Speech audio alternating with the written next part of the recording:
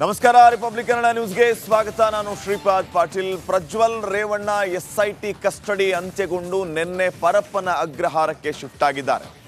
ಈಗ ಮಾಜಿ ಸಂಸದ ಪ್ರಜ್ವಲ್ ರೇವಣ್ಣ ಕೈದಿ ನಂಬರ್ 5664 ಆಗಿದೆ. ಸದ್ಯಕ್ಕೆ ರೇವಣ್ಣ ಅಂದರೆ ಪ್ರಜ್ವಲ್ ರೇವಣ್ಣಗೆ ವಿಚಾರಣೆಯ ಸಂದರ್ಭದಲ್ಲಿ 10 ದಿನಗಳ ಅವಧಿಯಲ್ಲಿ ಏನೆಲ್ಲ ಆಯಿತು, 10 ದಿನ ಕಸ್ಟಡಿಯ ನಂತರ ಜೆಸಿ ಅಂದರೆ ಜುಡಿಷಿಯಲ್ ಕಸ್ಟಡಿಯ ನಂತರ ನೇರವಾಗಿ ಪರಪ್ಪನ ಅಗ್ರಹಾರಕ್ಕೆ ಶಿಫ್ಟ್ ಮಾಡಲಾಗಿದೆ. ಮುಂದೇನು ಬನ್ನಿ ವರದಿ ನೋಡ್ಕೊಂಡು ಬರೋಣ.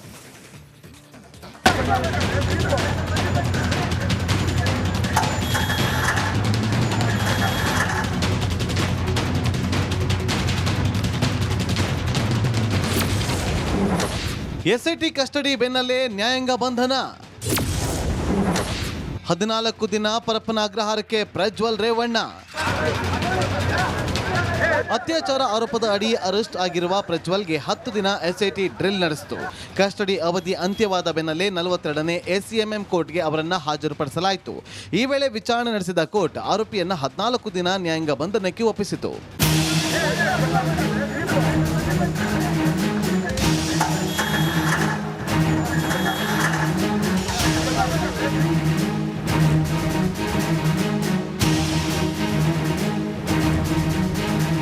ಹೊಳೆ ನರಸೀಪುರ ಠಾಣೆಯಲ್ಲಿನ ಅತ್ಯಾಚಾರ ಕೇಸ್ ಸೇರಿ ಪ್ರಜ್ವಲ್ ವಿರುದ್ಧ 3 ಕೇಸ್ಗಳಿವೆ. ಈ ಪೈಕಿ ಹೊಳೆ ನರಸೀಪುರ ಕೇಸ್ನ ತನಿಖೆಗಾಗಿ ಎಸ್ಐಟಿ ಸ್ಥಳ ಮಹಜರು ನಡೆಸಿತು. ಪ್ರಜ್ವಲ್ ರೇವಣ್ಣ ಸಮ್ಮುಖದಲ್ಲೇ ಬಸವನಗುಡಿ ಮನೆಯಲ್ಲೂ ಸ್ಥಳ ಮಹಜರು ಮಾಡಲಾಯಿತು. ಒಂದು ಕಡೆ ಮನೆಯಲ್ಲಿ ಸ್ಥಳ ಮಹಜರು ನಡೀತಾ ಇದ್ರೆ, ಮತ್ತೊಂದು ಕಡೆ ಭವಾನಿ ರೇವಣ್ಣ ತುಳಸಿಕಟ್ಟೆಗೆ ಪೂಜೆ ಸಲ್ಲಿಸಿದ್ರು.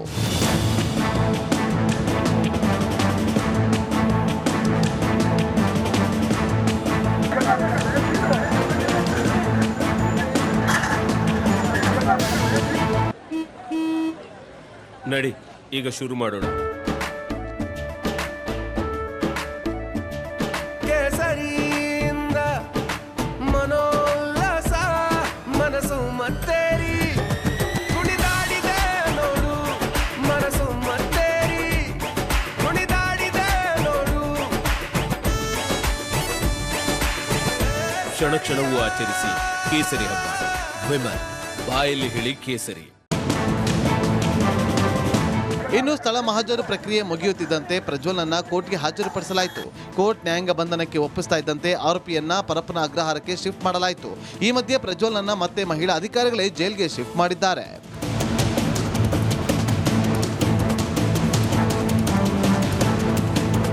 ಫೈನಲಿ 14 ದಿನಗಳ ಪೈಕಿ 3 ದಿನ ಪ್ರಜ್ವಲ್ ಕ್ವಾರಂಟೈನ್ ಸೆಲ್ನಲ್ಲಿ ಇರಬೇಕು. ಅಲ್ಲೇ ಹಾಸಿಗೆ, ಚಾಪೆ, ದಿಂಬು ನೀಡಲಾಗುತ್ತೆ. ನಂತರ ಆರೋಪಿಗೆ ವಿಚಾರಣಾ ದಿನ ಕೈದಿ ಸಂಖ್ಯೆ ನೀಡಲಾಗುತ್ತೆ. Madesh, crime bureau, Republic Kannada, Bengaluru.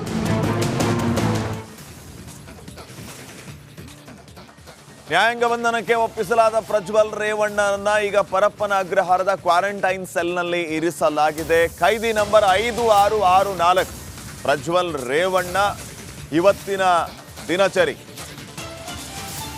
SIT ಅಧಿಕಾರಿಗಳು ಈ ಬಗ್ಗೆ ಮಾಹಿತಿಯನ್ನ ನೀಡಿರುವಂಥದ್ದು. ದಿನಪತ್ರಿಕೆಯನ್ನು ಓದಿ ಎಸ್ಐಟಿ ಅಧಿಕಾರಿಗಳು ಕೊಟ್ಟ ತಿಂಡಿಯನ್ನ ತಿಂದು ಬಟ್ಟೆಯನ್ನು ಕೂಡ ಎಸ್ಐಟಿ ಅಧಿಕಾರಿಗಳೇ ಪರಪ್ಪನ ಅಗ್ರಹಾರಕ್ಕೆ ಬರುವಾಗ ತಂದಿದ್ರಂತೆ.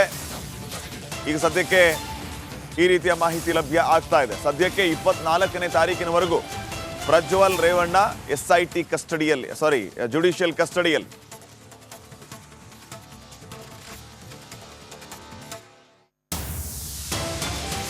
ಕ್ವಾರಂಟೈನ್ ಜೈಲಿನ 10ನೇ ನಂಬರ್ ಕೊಠಡಿಯಲ್ಲಿ ಪ್ರಜ್ವಲ್ ರೇವಣ್ಣನನ್ನ ಇರಿಸಲಾಗಿದೆ. ನ್ಯಾಯಾಂಗ ಬಂಧನದಲ್ಲಿ ಇರುವಂತಹ ಪ್ರಜ್ವಲ್ ರೇವಣ್ಣ ನೇರವಾಗಿ ಪರಪ್ಪನ ಅಗ್ರಹಾರಕ್ಕೆ ನಿನ್ನೆ ಶಿಫ್ಟ್ ಆಗಿತ್ತು. ಇವಾಗ ಇನ್ನಷ್ಟು ಮಾಹಿತಿಯನ್ನು ನೀಡ್ತಾರೆ ನಮ್ಮ ಪ್ರತಿನಿಧಿ ನವೀನ್. ಈಗ ಫೋನ್ ಸಂಪರ್ಕದಲ್ಲಿ. ನವೀನ್, ಏನೆಲ್ಲ ಅಪ್ಡೇಟ್ಸ್ ಕೊಡ್ತೀರಿ?